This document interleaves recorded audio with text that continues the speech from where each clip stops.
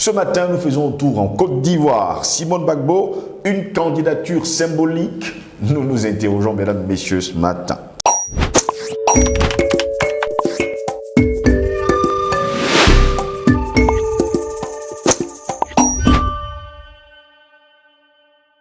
C'est toujours un réel plaisir, mesdames, messieurs, de vous retrouver sur Panafricaniste TV, votre chaîne de télévision qui vous apporte le meilleur de l'information. Bonjour, bienvenue à toutes et à tous à cette édition de Parole panafricaniste.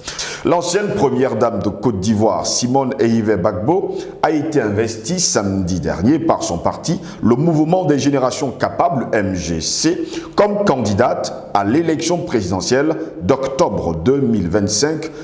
Ça, il faut le dire, mesdames, messieurs. Elle déclare, et je cite, « J'ai accepté d'être candidate à l'élection présidentielle d'octobre 2025 parce que je crois profondément que chaque Ivoirien, quelle que soit sa condition, est capable, s'il le veut vraiment, de transcender toutes les sortes d'épreuves pour rêver, pour créer, pour bâtir et pour réussir », a-t-elle déclaré. L'ex-première dame s'exprimait lors de la première convention du MGC tenue à Mossou, son village natal dans la commune de Grand Bassam. Et d'ajouter, mesdames, messieurs, je cite, « Je voudrais vous faire une offre audacieuse, celle de construire une Côte d'Ivoire totalement transformée, modernisée et prospère, dans une Afrique décomplexée, développée, équipée, incontournable, forte et respectée de tous. » Fin de citation. La prochaine présidentielle en Côte d'Ivoire doit se tenir, mesdames, messieurs, il faut le rappeler, en octobre 2025. Voilà pourquoi nous nous interrogeons. Côte d'Ivoire, Simone Gbagbo, une candidature symbolique, telle est notre grande interrogation. Pour répondre à nos questions, nous sommes avec Thompson Ehang ce matin. C'est le jeune Thompson Ehang panafricaniste qui est notre invité. Thompson Ehang, bonjour, bienvenue à vous. Bonjour Steve Joselangos, bonjour à nos milliers de téléspectateurs toujours scotchés sur Panafricaniste TV, YouTube, Facebook et partout. Vraiment, je suis très content de me retrouver une fois de plus dans nos locaux pour défendre l'Afrique. Mais ce que je voudrais rappeler de prime abord à nos téléspectateurs et à nos abonnés, surtout ceux qui soutiennent, n'est-ce pas, la résistance, je dirais vraiment que l'union fait la force. Vous savez, Steve, on a plus de 200 000 abonnés sur Facebook. 218 000. Voilà, 218 000 abonnés sur Facebook. Imaginez-vous si chacun pouvait juste participer à un montant d'1 euro par mois. Vous voyez ce que ça peut apporter, et YouTube aussi. Vous voyez ce que ça peut apporter pour libérer l'Afrique. Pour moi, le combat de l'Afrique, ce n'est pas pour une personne. C'est tout le monde qui doit mettre la main dans la charrue pour qu'on puisse libérer notre chère Afrique. Vous voyez comment des autres mettent des moyens colossaux, n'est-ce pas, pour pouvoir déstabiliser la résistance, déstabiliser le mouvement panafricaniste, qui est aujourd'hui inféodé parce que nous sommes parfois nécessiteux et on ne sait à qui tendre la main. Moi, aujourd'hui, je tends la main à nos abonnés qui doivent, n'est-ce pas, soutenir ce mouvement pour qu'on puisse libérer l'Afrique. Vraiment, Steve, merci de m'avoir invité une fois de plus et de m'adresser à nos chers frères qui sont partout dans le monde et qui écoutent et qui savent vraiment ce que c'est que l'intérêt de libérer les peuples africains. Et pendant ce temps, merci à vous également, Thompson Ehang, d'être avec nous. Nous allons dédier cette autre édition de Parole panafricaniste à Mengue Bikesebikang. Nous l'avons nommé chef de la résistance. À Marie Mpeg, nous l'avons nommé commando de la résistance. Et à Berry TH, qui a été nommé ami de la résistance. Thompson Ehang, ce matin, nous allons en Côte d'Ivoire. Simone Gbagbo est candidate à l'élection présidentielle d'octobre 2025 en Côte d'Ivoire. Steve, de qui se moque-t-on? C'est la première question que je vais vous poser. Non mais attends, je ne suis pas dur, je suis juste factuel, Steve. De qui se moque-t-on? C'est une question que je peux vous poser de prime abord. Vous savez, Steve, il faut parfois écouter les médias mainstream pour comprendre le fond de la pensée des gens qui ont décidé de déstabiliser l'Afrique à chaque fois que l'Afrique voudrait se prendre en charge.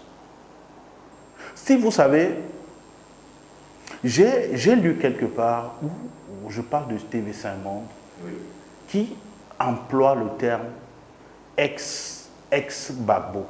Je dis à chaque fois qu'on parle de Simone Gbagbo, Simone Aïvé, on parle toujours de ex-Gbagbo. Pourquoi ex-Gbagbo? Pourquoi Gbagbo apparaît? Gbagbo est-il devenu le fonds de commerce? Est-ce qu'il faut diviser, n'est-ce pas, les sympathisants de Laurent Koudou-Gbagbo qu'on ne voudrait pas qu'il soit éligible? Ça, c'est la question de fond. Pourquoi Simone Gbagbo a quitté, n'est-ce pas, pourquoi Laurent Gbagbo a décidé d'écarter sa femme? Ça, c'est des questions de fond qu'il faut se poser. Est-ce que ces gens n'ont pas divorcé? Pourquoi le nom Gbagbo revient toujours quand on évoque Simone Aïvé? Donc pour moi, Steve, il faut qu'on soit clair là-dedans. On a vu en Afrique ceux qui ont demandé, n'est-ce pas, la libération des peuples africains, ou soit la souveraineté des peuples africains, on les a tués pour donner, entre guillemets, ce qu'ils appellent la souveraineté aux autres gens qui n'en ont pas demandé. Pour dire en fait que nous sommes en train de regarder comment la Côte d'Ivoire est en train de tuer, n'est-ce pas, celui qui veut libérer la Côte d'Ivoire. Steve, vous avez parlé du mouvement des générations. Vous avez dit quoi? Le mouvement des générations. c'est le parti, on va le dire comme ça, le mouvement de Mme Yves Gbagbo. C'est ce que je dis, le mouvement des générations. On parle de quelle génération ici? Des générations où c'est consciente, je ne sais pas trop. On parle de quelle génération? Ça, c'est la question. On parle de quelle génération? Madame Gbagbo, à quel âge? Mais aujourd'hui, on connaît des gens qui ont donné, n'est-ce pas, de leur vie pour la Côte d'Ivoire. Mouvement des générations capables. Capable, autant pour moi, voilà, c'est capable que je... Attends, capable de quoi? Capable de réunir quoi? Capable de faire quoi? Steve, je vous rappelle que Simone Gbagbo aussi était condamnée à 20 ans d'emprisonnement, vous le savez très bien, mais elle a été amnistiée. On parlait de quoi? À cause de la réconciliation, non? On parle de la réconciliation en Côte d'Ivoire. La réconciliation est à tête chercheuse, je me pose la question. Si on parle de la réconciliation d'un pays, je pense que tout le monde devait être amnistié. Mais pourquoi aujourd'hui Laurent Koudou-Gbagbo n'est pas éligible? Ça, c'est une question qui peut se poser. Pourquoi Koudou-Gbagbo n'est-il pas ivoirien? Il n'a pas aussi besoin de profiter de cette réconciliation pour être aussi amnistié? Pourquoi l'épée pèse toujours sur lui? Pourquoi utiliser le nom de l'ex-Gbagbo quand on parle de Simone? Est-ce qu'ils sont toujours mariés? Ça a toujours été le cas, non? Vous pouvez être avec une femme, dès que vous vous séparez, vous êtes l'ex. Je veux pas. Non, mais on n'a pas besoin d'utiliser. Pour moi, c'est comme aujourd'hui, les gens prennent Dieu pour un comptoir de commerce. Partout, il faut mettre le nom de Dieu pour que les gens y adhèrent. Je pense que Laurent Gbagbo aujourd'hui est comme un Dieu en Côte d'Ivoire où on a besoin d'utiliser son nom pour pouvoir passer un certain message. Pour dire, elle a été avec Gbagbo, suivez là, et puis on l'a. Est-ce que les Ivoiriens sont d'abord prêts à recevoir un chef d'État, qui serait une femme aujourd'hui? Je ne pense pas. Est-ce qu'elle a les coudées franches pour réunir, n'est-ce pas, les Ivoiriens du nord au sud, de l'est à l'ouest? Je pense que non. Elle est là pour essayer je vais dire pour moi, essayer de disperser les voix pour faire gagner une personne. Faire gagner qui en ce moment-là? Non, Steve, vous savez très bien, je vous ai dit, l'Occident est tellement puissant et ancré, surtout en cause de la Côte d'Ivoire, qui reste encore le pays encore plus stratégique pour combattre les États de l'AES et essayer de saper à chaque fois leur volonté politique. Donc, il faut dire très bien que Simone Gbagbo est dans un projet funeste. Il faut le dire. Elle est dans un projet funeste et les jours prochains vont nous dire encore plus. Parce que moi, je vous dis, elle est là pour saper tout simplement. Saper le travail de qui? De Laurent Gbagbo? Saper le travail de Laurent Gbagbo parce qu'elle connaît le projet de fond de son mari. Ça, c'est ce qu'il faut dire. De son ex-mari, si on peut le dire. Donc, vous avez été avec quelqu'un, Steve. Vous connaissez le projet que cette personne porte. Du moment où cette personne dit « je ne veux plus de vous », Mais il faut comprendre que vous êtes devenu, vous avez changé de veste ou soit vous êtes devenu une autre personne. Et là, ça commence à poser des interrogations.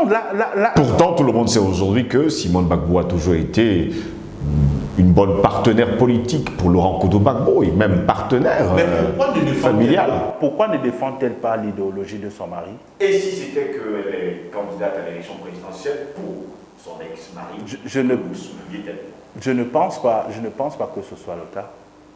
Je ne pense pas que ce soit le cas. Parce que si c'était le cas, on le saurait tout de suite. Parce que je vais vous dire, il y a ce qu'on appelle des consultations profondes faites par le Quai d'Orsay qu'on connaît très bien. Le Quai d'Orsay est tellement affiné dans ses enquêtes et essaie de détecter tout ce qui pourrait s'opposer, n'est-ce pas, à leur volonté. Donc pour dire en fait que Simone Gbagbo est dans sa dynamique que tout le monde connaît. Donc aujourd'hui, Steve, moi je suis très surpris quand c'est dans TV5 Monde qu'on parle et qu'on essaie d'encenser une personne, pour moi ça pose un problème. Parce que c'est TV5 Monde qui parle de cette femme et on ne fait que dire comment est-ce qu'elle peut être puissante, comment elle peut rassembler les peuples,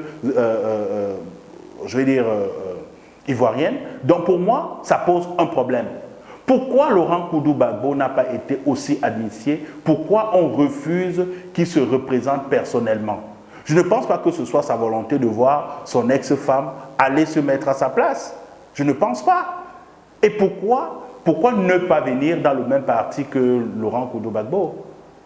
Pourquoi ne pas venir dans le même parti et qu'elle soit investie par les militants du parti de Laurent Gbagbo?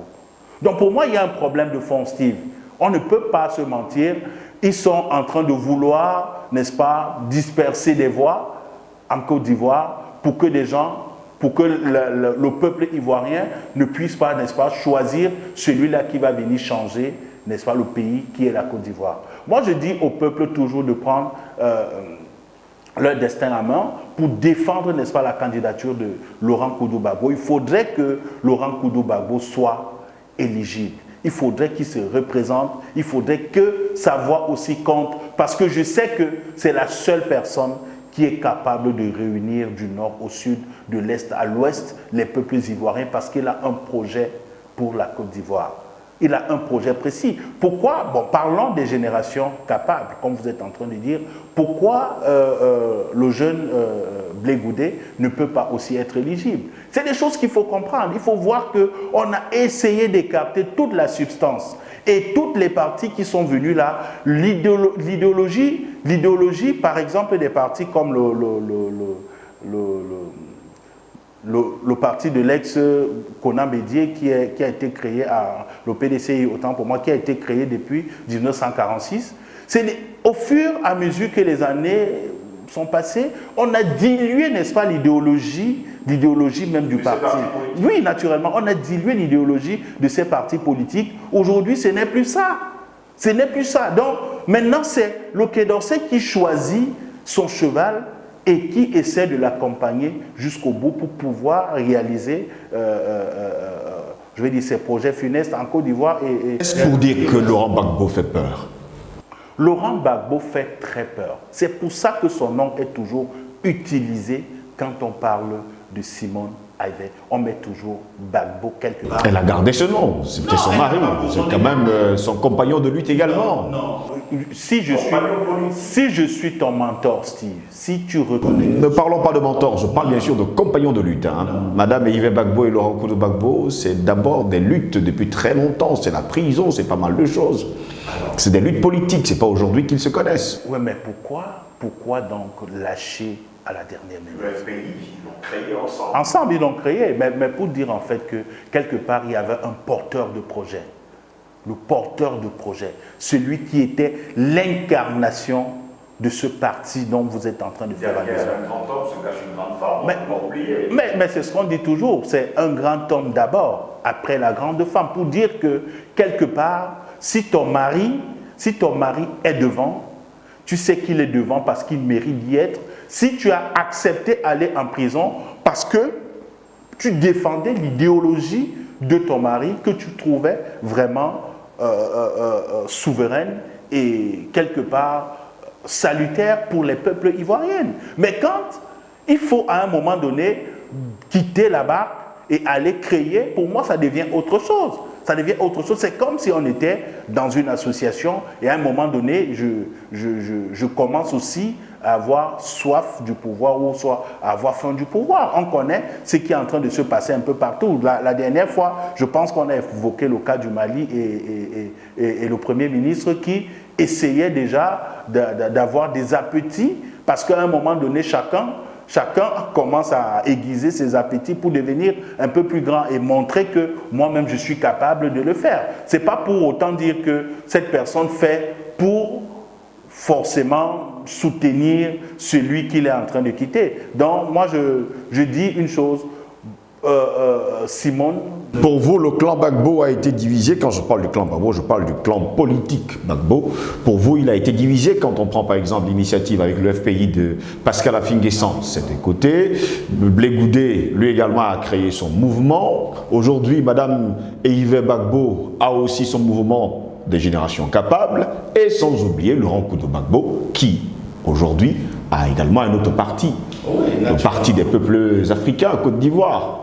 C'est ce que je dis que ces idéologies qui visaient, n'est-ce pas, à libérer la Côte d'Ivoire dans un premier temps, ont été, n'est-ce pas, diluées. Et aujourd'hui, on assiste, n'est-ce pas, à une comédie politique, je le dirais. C'est une comédie politique, vraiment, ça fait marrer, ça fait rire, à la limite. Donc, pour dire, en fait, que aujourd'hui, on ne peut pas parler de ça. Pourquoi écarter dans les vrais acteurs? Pourquoi? Si on a parlé de la réconciliation en Côte d'Ivoire, ça veut dire que tout le monde devait être amnistié. Attends, Steve, il faudrait qu'on soit un peu conscient. Pourquoi parler de la réconciliation? La réconciliation est à tête chercheuse? Elle a eu lieu, la réconciliation en Côte d'Ivoire? Mais c'est ce qu'on nous a dit. Attends, de quel droit Madame Simone Eyve a été amnistiée? C'est à cause de la réconciliation. Finalement, pour vous, Thompson et Hang, faut-il aujourd'hui que ces partis qui ont été divisés, je parle bien sûr du FPI, de Pascal Affi-N'Guessan, je parle également de Laurent Koudou Gbagbo, Madame Eyve Gbagbo avec le mouvement des générations capables, et sans oublier, bien sûr, Charles Blé Goudé qui a également son mouvement, de se remettre tous ensemble pour aller à l'élection présidentielle de 2025? Ah, mais c'est le souhait des peuples d'Afrique. Parce que moi, j'ai toujours dit, c'est l'union qui fait la force. Je l'ai dit ici dans mon propos liminaire. J'ai dit, il faut toujours se mettre ensemble pour avoir des objectifs plus aboutis. Donc, je dirais, il faudrait que la réconciliation soit. Parce qu'il y a un porteur de projet, il y a quelqu'un qui a toujours fait peur à l'Occident, c'est M. Laurent Koudou Gbagbo. Il est là, Blé Goudé aussi, ils sont là. Voilà les porteurs de projet. Pourquoi ils sont écartés au jour d'aujourd'hui? Il faudrait que le peuple ivoirien se mette en branle pour continuer, n'est-ce pas, de réclamer la participation de leurs leaders, les véritables leaders politiques. Finalement, la candidature de Mme Gbagbo, elle est juste symbolique? Non, symbolique, je le dirais. C'est symbolique et parfois, ça tend même un peu à la comédie. Bon, je me dis... C'est juste un jeu. C'est un jeu politique. Je dis un jeu politique, tel que je suis en train de dire. Ça tend une comédie politique, mais espérons que 2025 est encore loin et que elle va se... Il y a encore 10 mois, on peut quand même changer. Elle va se rapprocher des autres et l'union sacrée dont on a tant parlé sera faite parce qu'aucune force n'est à négliger. Donc elle pourra aider, n'est-ce pas, ces gens qui ont le projet Côte d'Ivoire de pouvoir, n'est-ce pas, convaincre du nord au sud, de l'est à l'ouest, pour que ces gens viennent tous ensemble porter le projet de la libération de la Côte d'Ivoire. Donc, comme on dit, restons attentifs et puis continuons de voir.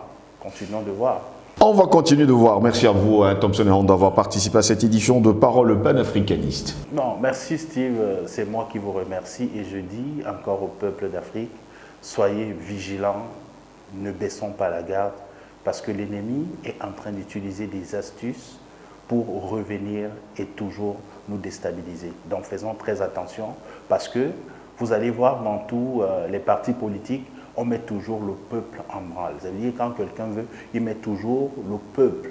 Mais pourquoi le peuple ne prend pas de décision forte? Pourquoi le peuple ne revendique pas ce qui est bien pour lui?